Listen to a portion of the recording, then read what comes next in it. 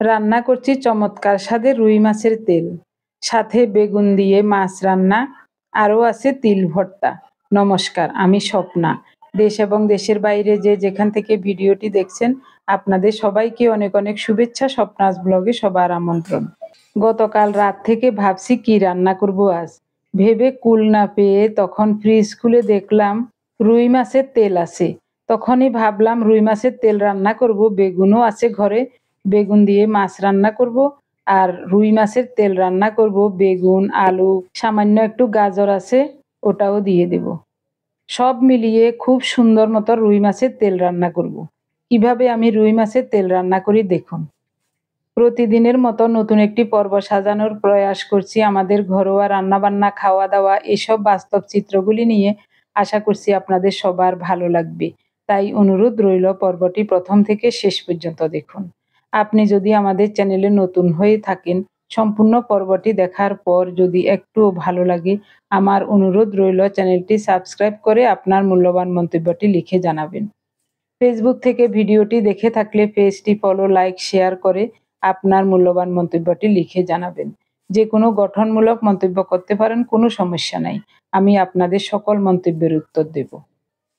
সব সবজিগুলো খোসা ছাড়িয়ে, বোটা ছাড়িয়ে খুব পরিষ্কার করে ধুয়ে নিয়েছি, তারপরে কেটে নিচ্ছি। আর ধোয়ার কোনো প্রয়োজন হবে না, শুধু আলুটা কেটে জলে ভিজিয়ে রেখেছি। বেগুনটাও ভিজিয়ে রাখলে ভালো হবে, তবে এক্ষুনি রান্না করব তাই আর ভিজিয়ে রাখছি না। কচি দুইটা বেগুন, মাঝখানের অংশটা নিয়েছি মাছ দিয়ে রান্না করব। আর আগা মাথা ছোট ছোট করে কেটে নিয়েছি, মাছের তেল দিয়ে রান্না করব। রান্নার সব রেডি করে নিয়েছি। চুলা জ্বালানোর আগে চুলাটাকে পরিষ্কার করে মুছে নেব। যদিও সব সময় রান্নার পরেও আমি মুছে রাখি, তারপরও রান্নার আগে আরেকবার মুছে রাখলে হাতা, খুন্তি এসব রাখা যায় অনায়াসে। আর যদি রান্নার সময় কোনো সবজি পড়ে যায়, ওটাও উঠিয়ে নেওয়া যায়। পরিষ্কার করে মুছে নিলাম চুলাটা। এদিকে ভাত রান্নার জন্য চাউল ধুয়ে হাঁড়িতে নিয়েছি। জলটা ফুটিয়ে এখন হাঁড়িতে দিয়ে দিচ্ছি। সাথে সাথে বলক এসে যাবে, তারপরে চুলাটা কমিয়ে ঢাকা দিয়ে রাখবো। অল্প সময়ে অল্প জ্বালানি খরচে ভাত রান্না হয়ে যাবে। এদিকে কড়াইতে সরিষার তেল দিয়েছি। মাছের পিসগুলো পরিষ্কার করে ধুয়ে লবণ, হলুদ, সামান্য গুঁড়ো মরিচ মাখিয়ে নিয়েছি। গরম তেলে ছেড়ে দিলাম, লাল লাল করে ভেজে নেব। রান্নার সব রেডি করে নিলে রান্না করতে বেশি সময় লাগে না, দুই চুলায় রান্না বসিয়ে দিই সব সময়। মাছের পিসগুলো লাল লাল করে ভাজা হয়ে গেছে, উঠিয়ে নেব।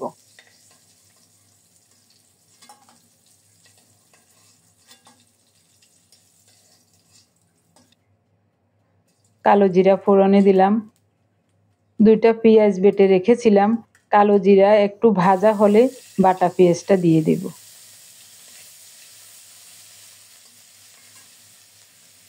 পেঁয়াজটা দিয়ে কিছুক্ষণ নেড়ে চেড়ে একটু ভেজে নেব। হাফ চা চামচ হলুদ দেব। বাটা মরিচ দিচ্ছি আন্দাজ মতো। মরিচের গুঁড়ো চেলে উপরের অংশটা ফাটায় বেটে নিয়েছিলাম, তাই এটাতে ঝাল কম, একটু বেশি করে দিয়েছি। কিছুক্ষণ ভেজে নিয়ে এখন দেব স্বাদ মতো লবণ।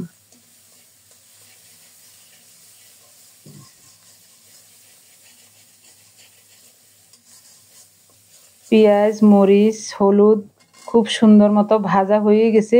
এখন বেগুন দিয়ে দেব।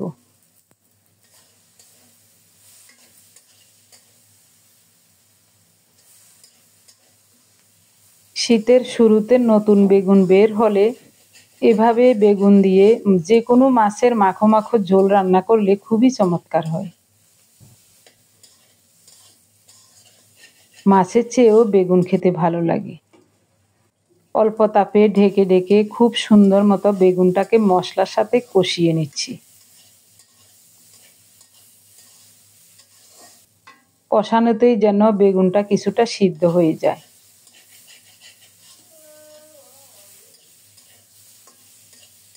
অল্প তাপে একটু সময় নিয়ে ৩-৪ বার করে ঢেকে ঢেকে বেগুনগুলো খুব সুন্দর মতো ভেজে নিয়েছি। এখন ফোটানো গরম জল দেব।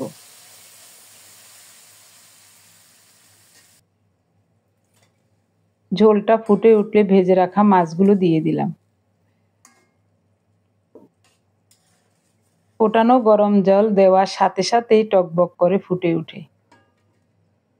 ঢেকে রান্না করব 4-5 মিনিট। 4-5 মিনিট পর ঢাকা উঠিয়ে কুচানো কাঁচামরিচ আর কুচানো ধনেপাতা দিলাম। খুব সুন্দর মতো রান্নাটা হয়ে গেছে। আর বেশিক্ষণ চুলার উপর রাখবো না, নামিয়ে নিলাম। দেখতে কত ভালো লাগছে দেখুন। আমি একটু ঝোল রেখেছি, এটা আরো মাখো মাখো রান্না করা যায়, তো আজ ঝোল জাতীয় কিছুই নাই, তাই একটু ঝোল রেখেছি। রুই মাছের তেল রান্নার জন্য কড়াইতে অল্প করে সরিষার তেল দিয়ে পেঁয়াজ দিয়েছিলাম। পেঁয়াজটাকে একটু নেড়ে চেড়ে আলু আর গাজর দিয়ে দিলাম। কিছুক্ষণ পর বেগুনটাও দিয়ে দিলাম। কয়েকদিন আগে বড় একটা রুই মাছ এনেছিলেন। মাছের তেলটা ওই দিনে আমি পরিষ্কার করে বেছে কুটে ধুয়ে রেখেছিলাম। আজও একটু উপর দিয়ে ধুয়ে নিয়েছি, এখন দিয়ে দেব।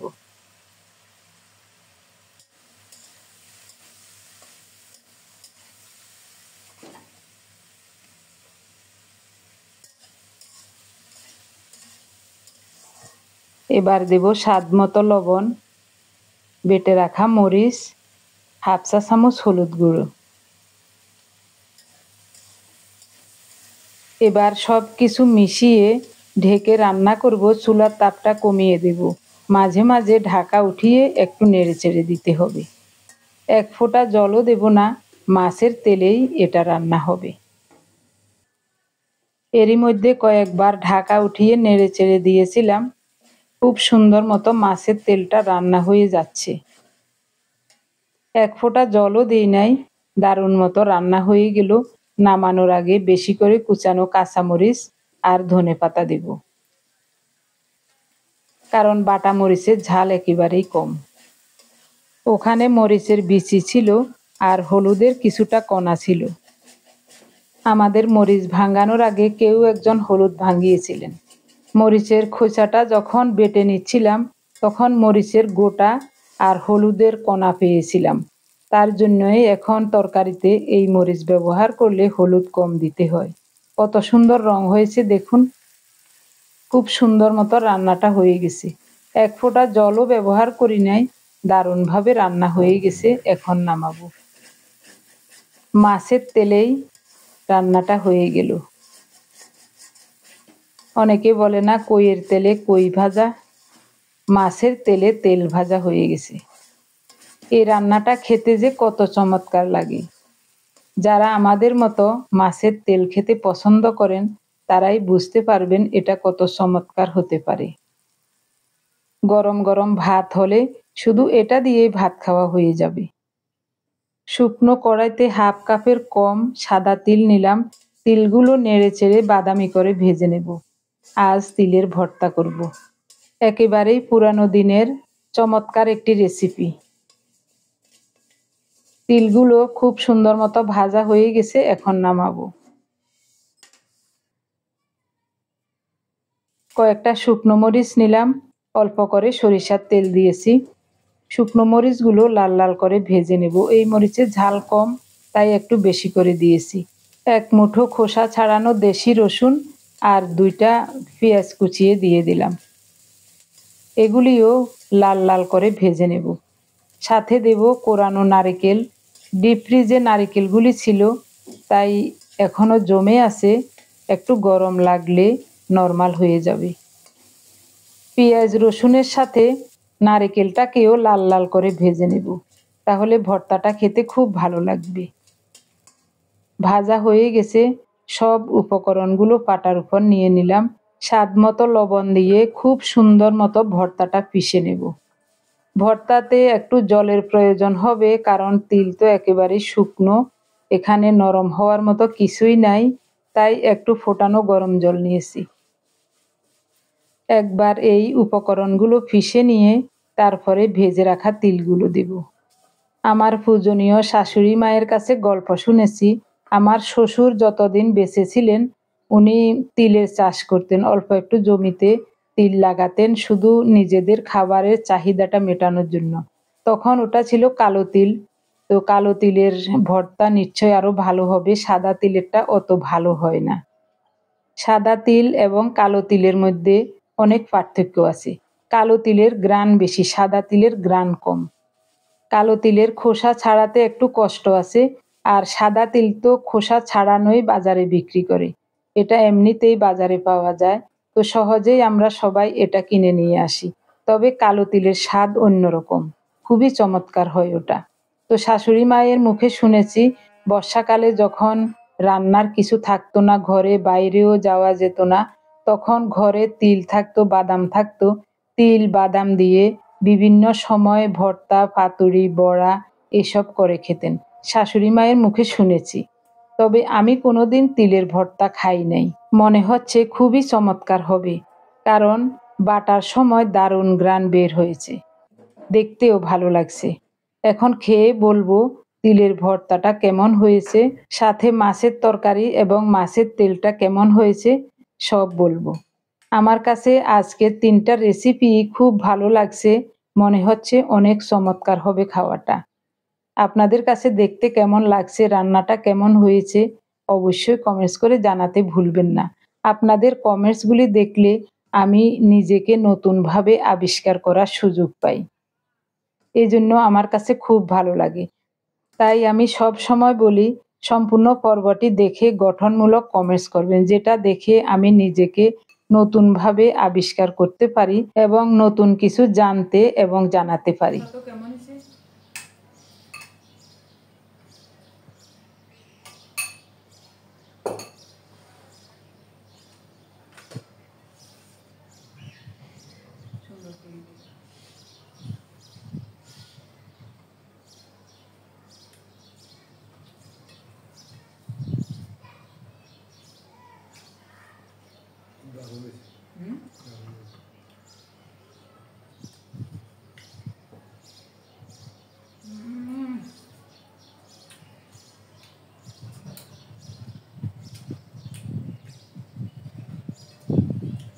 কি চমৎকার!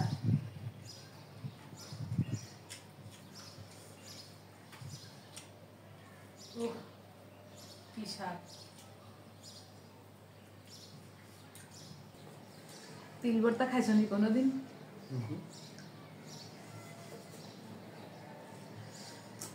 নতুন একটা জিনিস, একেবারে নতুন।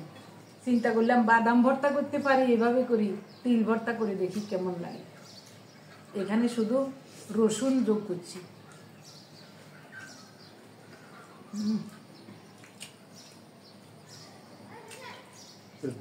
তিল ভর্তা দিয়ে ভাত খাওয়া যায়।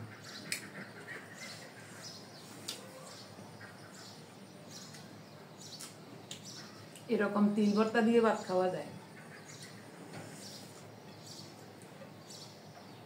কি চমৎকার গো! উনি ছোটবেলায় খেয়েছেন, কিন্তু আমি কোনোদিন তিল ভর্তা খাই নাই, আজই প্রথম করলাম। মাছের তেল, মাছের তেল পাইনি, সে পাইনি বের কথা।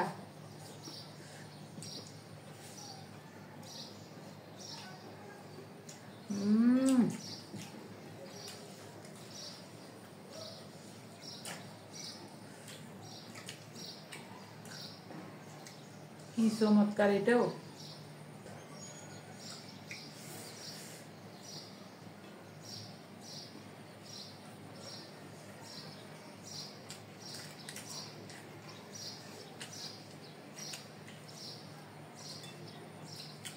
এত মরিচ খাইবা?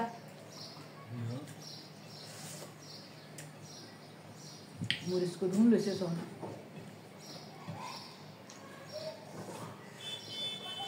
তবে তিল ভর্তাতে 4-5টা শুকনো মরিচ দিয়েছি, ঝাল নাই একেবারে। আর মাছের তেলেও তেমন ঝাল হয় নাই, শুধু কাঁচা মরিচের ঝাল। আর যেটা বাটা মরিচ দিয়েছি ওটা তো বেশি ঝাল নাই।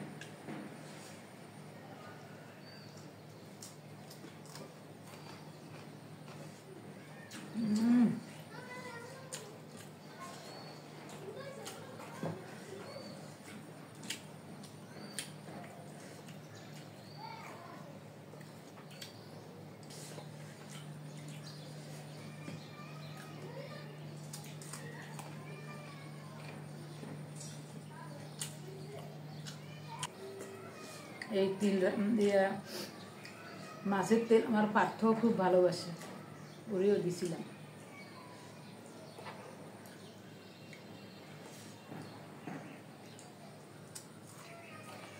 তুমি একটু কম করে খাই, আমার ডায়াবেটিস কিচ্ছু নেই, আমি খাবো ইচ্ছা মতো। উনি বলছিলেন তরকারি স্বাদ হয়, এই কারণে প্রতিদিন ভাত একটু বেশি খাওয়া যায়। তো আমি বলছিলাম তুমি একটু কম করে খাও, আমি বেশি করে খাবো, আমার কোনো সমস্যা নাই, আমার কোনো ডায়াবেটিসও নাই, কোনো সমস্যা নাই। শুধু ভর্তা আর মাছের তেল দিয়ে 1 প্লেট ভাত খাওয়া হয়ে গেছে। এই দুইটা রেসিপির যে কোনো একটা দিয়েই পেট ভরে ভাত খাওয়া যায়। ঘরে তিল থাকলে এভাবে একবার তিল ভর্তা করে খেয়ে দেখবেন। আমার কথাটা সত্য কিনা মিথ্যা যাচাই করে দেখবেন একবার। স্বাদটা জীবনেও ভুলবেন না, এত চমৎকার, এত স্বাদ।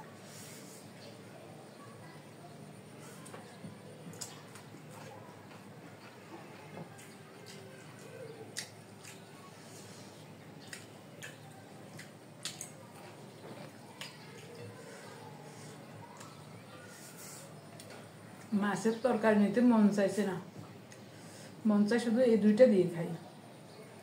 কোনটা দিয়ে খাই?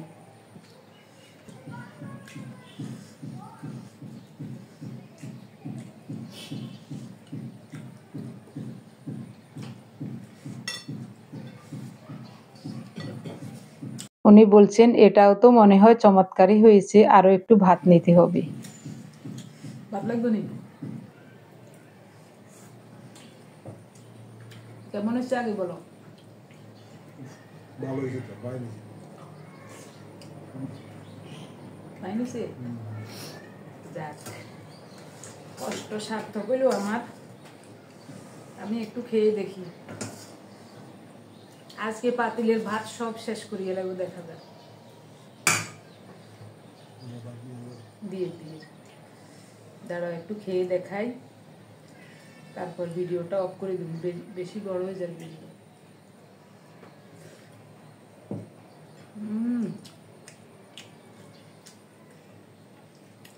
এটাও সেরকম স্বাদ হয়েছে, দারুণ। সবাইকে অজস্র অজস্র ধন্যবাদ জানিয়ে আজকের পর্বটি এখানে শেষ করব। দেখা হবে আগামী পর্বে।